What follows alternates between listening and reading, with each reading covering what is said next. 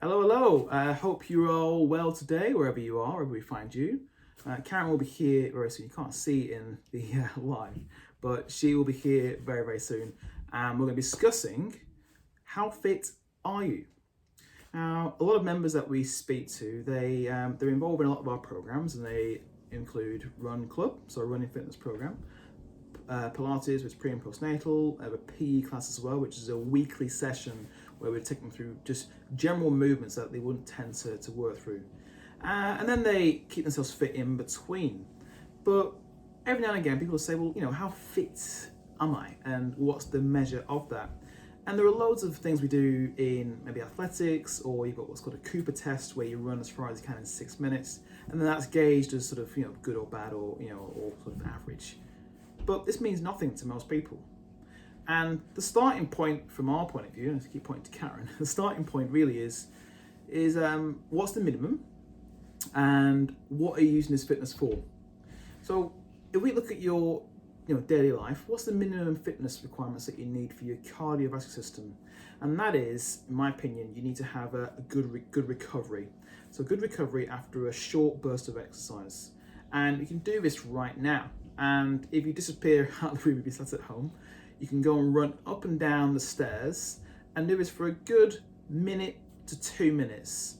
So your heart rate's up.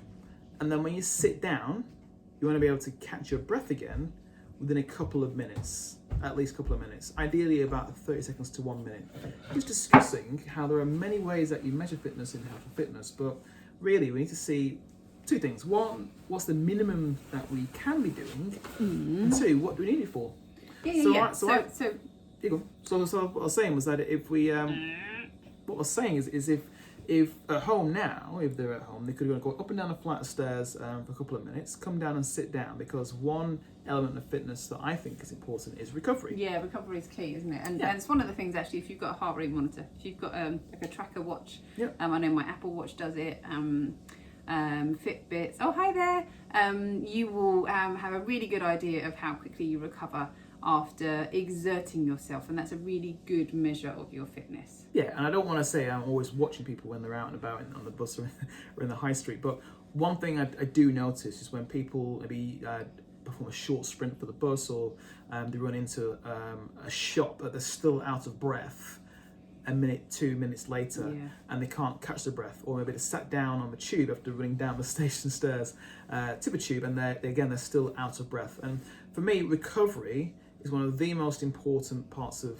say, real world fitness, because it's kind of what we do in day to day. We have short bursts of activity, and you want to be able to recover quite quickly. And just to reframe that, actually, some people will be so conscious that they don't recover quickly that if they're going to be late for a bus, they just won't bother running. Yeah, exactly. Yeah. Or I know one person said to me, they want to get too hot when they exercise or when they run, so they'll walk. If they're late for a bus or a train, they'll walk for fear of that feeling. So that's one real world and we won't go into today to how to improve that, but I think as a measure of fitness, your recovery is key. So what kind of recovery times are we looking for, Chris? So how could someone measure this for themselves? As I mentioned earlier before you 2 minutes, a couple of minutes, and you want your heart to be low enough so you can catch your breath and have a conversation which doesn't leave you panting. So you can have 5, 6, 7 words per sentence without thinking without having to talk and go, and then I had to do 3, 4 more steps, and so you want to be able to feel you can at least have a conversation without panting after at least a couple of minutes, ideally 90 seconds if it's a short sprint. Okay. So that's the first thing. And then I want to say, sticking with cardiovascular fitness, the next element of that is when your heart rate is elevated, can you sustain that effort? And again, going back to the stairs, if you're there on the stairs right now, getting ready. I sense a disturbance upstairs. So again, if you're near the stairs, or you can do this at your own convenience, you want to be working to the point where your heart rate elevates, so you're slightly out of breath, and to be able to sustain that without feeling that your heart rate continues to rise, and then you hit that fatigue point. Because what happens is when your heart rate goes up, you're working within a point where your body's shuffling around, let's call it muscle energy for want of a better phrase. Sugars and fats are being utilized as energy. And when your heart rate goes up, your body's trying to expel carbon dioxide out of the body. And this cycle sustains your effort. And if people haven't got a well-conditioned cardiovascular system, so your heart and your lungs, once you start to work hard, all of a sudden, you can't get the carbon dioxide out of your body quick enough, and therefore you just get too tired. So, and I'd say roughly a sustained effort, again, a real world example would be 3 to 5 minutes maximum. So you don't need to run for 10, 15, 20 minutes. I'd say for most people, a real world example or a functional example would be 3 to 5 minutes of sustained effort. I just ran up and down the stairs. There you go. So explaining again, I'll just filling me in. Reiterate. Part-timer tonight. About 3 to 5 minutes of sustained effort, so you can work within a zone, which I won't go into too much, where you can maintain that pace, and your heart rate isn't continuing to elevate to the point where you then get absolutely exhausted. Yeah, so this is really key actually for new runners, and I know that's something you work with a lot, don't you, with new runners. Runners who think they might die when they go running because the heart rate gets so high. Yeah. And I know you spend a lot of time, don't you, with young runners. Let's call them young runners, actually. Yeah. They're not young as in young, but like they're young to running. Yeah. Explaining and educating on improving their cardiovascular fitness to the point that they can run for a long period of time. And I think that's something that sort of off the peg running programs don't necessarily cover. No. So when I'm running, for example, if I'm going for half an hour run, I would expect my heart rate to be sort of between the 149 and the 165 mark for the majority of the time that I'm running. Yeah. With a few undulations. Yeah. If you were going for for a longer run, correct me if I'm wrong, but you want to train so that you can keep your heart rate a little bit lower, don't you? Yeah, generally the longer the run, the lower the heart rate needs to be. And ding ding. When we work a lot with pace control and heart rate control with, not just new runners, but people who just aren't aware of how to control the heart rate, they're unaware of the continual rise in their heart rate, and this actually eats into fatigue, because when you're doing cardiovascular exercise, you will get tired at some point.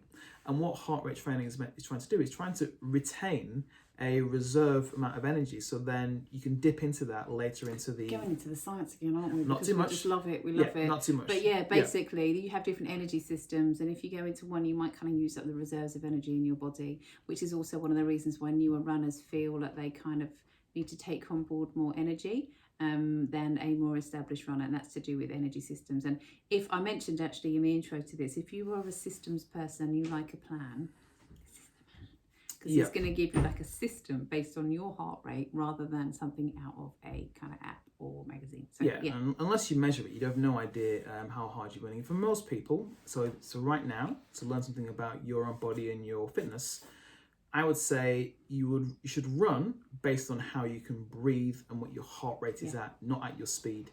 You must go on what your heart rate is at and your breathing rate, not on the speed you want to run at. That is a fast walk, that's okay too. I always say to people, your heart and lungs don't really know the difference. No. If your heart rate is got to around the 150 mark and you're doing a fast walk, bingo.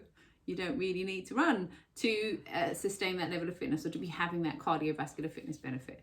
But obviously, the more that you do it and the fitter that you get, the more that you'll be able to then increase that. But yeah, we've got a bit into the science there. One thing I wanted to talk about, so that's the second test really. So that's cardio. So we're talking cardiovascular fitness, and we're going to move away from that. How long can you sustain those kind of levels of intensity? And if you do use a tracker, sort of have a little look at your heart rate stats after you've done a run, see whether it went up, or whether it kind of went up and then plateaued-ish as you did it. Yeah. One thing I wanted to talk about though that I think is really interesting and isn't necessarily cardiovascular is heart rate variability, and the measure of this as a measure of your stress levels. Mm-hmm. Do you want to talk a little bit more about that? Just throwing over a bus there. Yeah, I know, because you like to do that. Yeah. It is quite technical. Because you're so clever. It's quite technical. So you're clever at the stuff. You may know about your parasympathetic and your sympathetic nervous system. One cranks you up and one calms you down.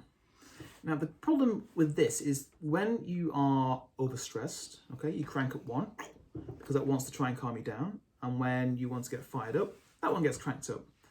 Now, these two, they kind of work in yin and yang. And when they're out of sync, your heart rate variability score, should we say, goes up. And what heart rate variability is that there's a difference between your beats. So the difference between each heartbeat is known as how much variability you have per beat. So when you have, let's say you have 60 beats per minute for your heart rate, you won't have a heart rate going every, so it'll be 1, 2, like that every second. You might go 1, 2, gap, 3, 4, 5, gap, and there's a variation. You want more variation. That's what you need. You need more variability between each heart I didn't beat. know that. I thought it was the other way around. I thought you were looking for consistency. No, it's the variability. See, this is why I do this, so that I can learn the stuff. I'm pretty sure it's that way around, but correct me if I'm wrong. But you need more variability between the heart beats, and it's measuring this variability. And when you are stressed, you can get these measures. I think most modern Apple Watches do that now, and Garmin's and other fitness trackers that are out there. Or the Garmin want to sponsor us, feel free. I've got the Fenix 6 there, but always do the new one. But this measures that as a score, and it will tell you what your heart rate variability score is, because it gives you an early sign of how stressed you are. And what this can do is it can show you in the morning whether or not this score is going up or going down, and this then correlates to how stressed your body is. It'll then tell you whether you can work hard on that day, or whether you should be working maybe not as intense on that day. And it could be linked to like a sleep, it could be linked to how hard you worked the session before, the night before, or how your weekly volume of exercise is planning out. So if you're still overstressed and maybe training hard, got a hard training block, your heart rate variability score will go up, which means that you're stressed and therefore you need to not train as much. That's quite a technical one though. I wouldn't have gone into that. I know, I just find that one really interesting because I think most people think about fitness as kind of heart and lungs. But I think there's a measure of in terms of your ability to manage stress as well. Well, the easiest one for that is if we sort of park HRV to one side. Sorry. The easiest way is, and this is an old school system, is you measure your morning heart rate. And all I'd say is you should get a little notepad or use your phone and measure your heart first thing in the morning. And you want to do that over a 7-day period and see what your heart rate is. And then you'll have, let's say, a 7-day average, and then also a daily average, a daily amount. Do that again the week after, and let's have a look and see what change there is from day to day and week to week. And you might find that you'll have days in the week where your heart rate is a little higher in the morning, and this could be the same each week based on maybe it's work stress, home stress, exercise levels as well. And that might give you a clue that for that particular day or the day before, you've got to work a little bit less and maybe not train as hard. Or maybe insert some things which help to relax you and help you to recover. It could be some Pilates, some yoga, some walking, think about nutrition, maybe do some breathing exercises. Some singing. Yeah. That helps you with the breathing. Just things that help you to manage these stress levels, because you will not be at your peak or best every single day, for every single month, every single year. Speak for yourself. You'll have peaks and troughs, and I know Mondays and Saturdays are my worst 2 days. I am just an absolute train wreck on a Monday, particularly a Saturday, because it's the end of a working week. Well, still working Saturday, but the end of a week, and I'm exhausted. And We're all a bit dizzy on Saturdays. I'm all over the place. So I know that if I play golf on a Saturday, that it's a terrible. I mean, how bad Don't ever play golf on Saturday. It's terrible. Don't play golf. So that's one we can do at home. Measure your heart rate, write it down, and then see what it's like day to day through the week, and then do it again the week after. But want to do one last thing before we go. We've done a cardiovascular fitness, static test for your heart rate, and maybe muscle and joints. We'll do a little bit of that. So we could always talk forever about squats and press-ups and push and pull. But again, let's look at it in the working, the real world environment, functional environment. Yeah, little things that you can test for yourself. Yeah, I would say a basic thing would be a squat, a lunge, and then also getting up and down from the floor would be the 3 main things, because we use those activities or actions all the time. Can I do a demo? Yeah, you can. I'm not sure whether you can see Karen from there. You can see her in the video up here, but I'm not sure whether you can see her in the live. If I go backwards, there we go. So getting up off the floor. Yeah. And I know you know what getting up off the floor is, but we're talking about either like this. Yeah. That's your aim. Yeah. Or like this. Yeah. Coming up and down. So if getting up from your bottom's too hard, and actually I work with clients one-to-one, trying to find some people a way that they can comfortably get up and down off the floor. And I know that looks really, really basic, but if you know, again, we're going back to kind of reframing this, if you're someone that avoids that, I have worked with the best people at this actually are reception class and nursery teachers. Yeah. Because they're up and down. They're always up and down off the floor. And what tends to happen is when you lose this flexibility and mobility in the legs and the hip, that you tend to rock. Yeah, you rock forwards and backwards off the knee or off the hip, because you're trying to figure out a way to negotiate a weakness in the body. Squatting, we squat up and down from the chair. Again, when you're squatting, try and feel that you're not using your hands too much to push off the chair. Try and bring your feet underneath your knees and then drive up. And then lunges are lunge. Again, another simple test actually. Can you get up from a chair without using your hands? Yeah, and really, and also you don't want that squat, that 1 or 2 squat, to be the thing that finishes you off for the day. So therefore, you want to increase the number of times you do that, so that when you do it once or twice, it's way under what you would normally do. And lunges. Can we talk lunges? And the last one is lunges. I see so many of. Look at that! Well done, Naomi. Good lunge. So much of this. Like the little Elvis legs. Yeah. That shakiness. Yeah. Don't go running on legs like that. So lunging, and where we use lunges, people often look at lunges and think, people are scared of lunges. Like, my knees. Why would I lunge? Because when we're going to use it? Well, you use a lunge all the time. Yeah. When you walk, we hop from one foot to the next, so it's not when you run. Up and down a flight of stairs, we lunge upstairs, we lunge downstairs.